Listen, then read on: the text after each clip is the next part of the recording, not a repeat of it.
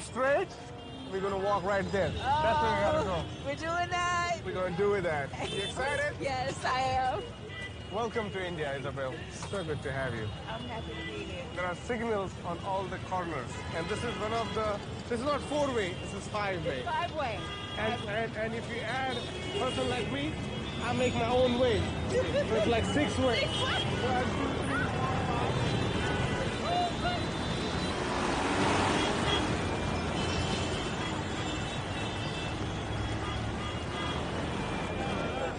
A beautiful market.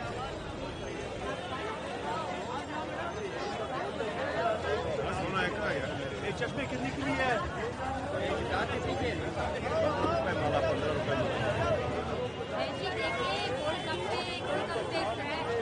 आओ चलते जाओ आज का माल पी जाओ आओ चलते जाओ I like this one. Like this one?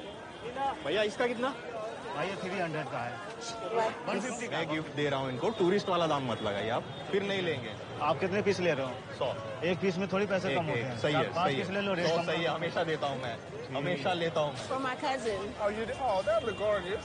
Thank you. Why is the statue cage? Quite observant. He is Baba Sahib, the leader of Dalits. Isabel, he's Dr. Ambedkar. This is the time when he had just completed the task of drafting India's constitution. There, he's holding it and standing tall. You will find these statues all across the country. From a busiest street, square, parks, railway stations, bus stations, even in people's private properties. Him standing is an affirmation of our existence. To us, he's revered. To others, they revile him. Dr. Ambedkar statues are one of the most vandalized in the country.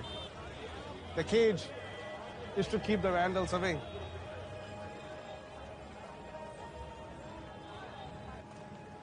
Dr. Ambedkar is more than a champion and a hero to the Dalit people. He's the hope that lives within us. He went into the heart of the problem of caste and he saw purity was lying beneath the artifice of caste. And where the human population was chopped into what he called fixed and definite units. In America, you have what you call the blacks, the browns, the Asians, the whites, and etc. Similarly, we have in India where the Dalits are supposed to be at the bottom and the Brahmins at the top. And in between, there are various units of caste. And what maintains these units into continuing of caste system is the unending violence in the form of rape, mutilation, and murder. In India, a Dalit person is attacked every 15 minutes. Every day, 10 Dalit women are raped, and these are only the reported cases. Rohit Vemula's friends, family, and the wider Dalit movement called it an institutional murder. And they called it this because it was not simply a case of suicide. They said that this was an institution that was systematically discriminating against a young Dalit student. And this was important because for a lot of us as young folks who were looking for a life of dignity and respect and were looking to education and the university to give us that life, it showed that the specter of caste was still haunting us. In a world where Dalit people are brutalized simply to keep us in our place, Dr. Ambedkar remains our shining light, our guardian, our hero, our father. The site of Dr. Ambedkar's last home is a museum now. Quite magnificent. As you can see, it's an open book concept. While he is a giant among Dalits, the world has failed to acknowledge his genius.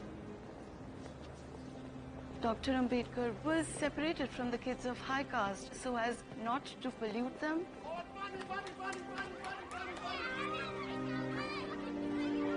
As a child, young Bhimrao Ambedkar was not allowed to touch many of the things his classmates would touch.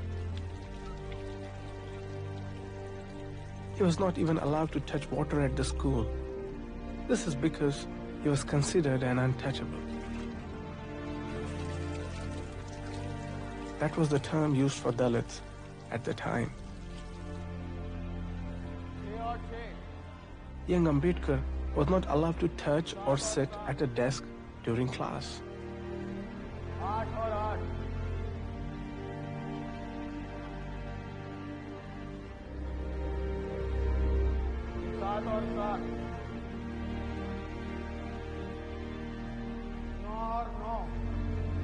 But he persevered.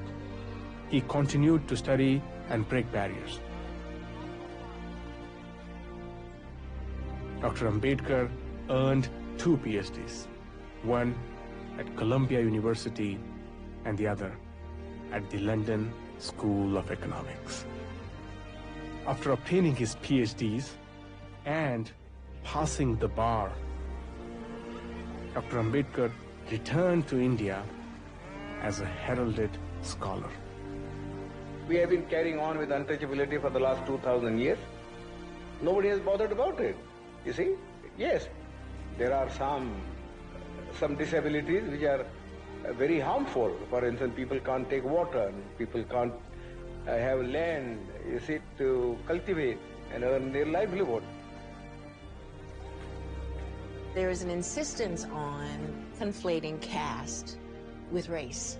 Oh, yeah. If I brought you to the family reunion, what would you say? What would you say to them? My cousin Mary, my mother. What would you say to them that's important for them to know about you, about India, about caste, and our connection? Our heroes found the connection, and it is up to us to find it again and build upon it in sibling solidarity.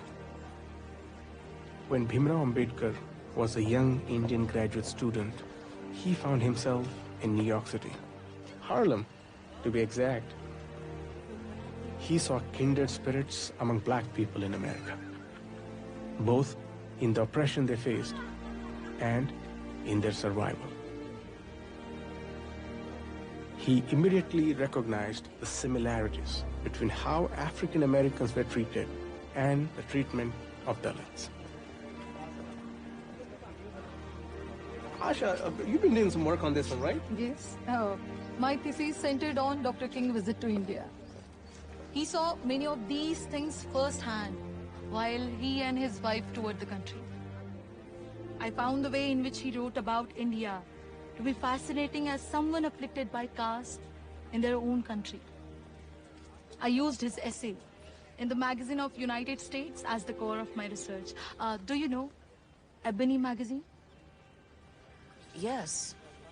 Yes, I know Ebony magazine. Dr. King wrote about India in Ebony? Yes. July 1959. It is quite extraordinary. And so there is a connection between us. The African Americans, the Dalits, the indigenous people around the world, Palestinian people, the Roma people, the Buraku people, Yes. the outcasts of Africa are still fighting for their rights, be it Nigeria, Ghana, Senegal. You go to Latin America, you find outcasts within the Mexican society or Brazilian society.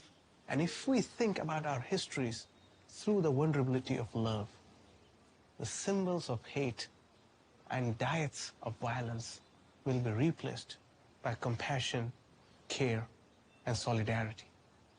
This is the world that we have to imagine for ourselves and for others who have not yet seen the beauty that human beings have to offer.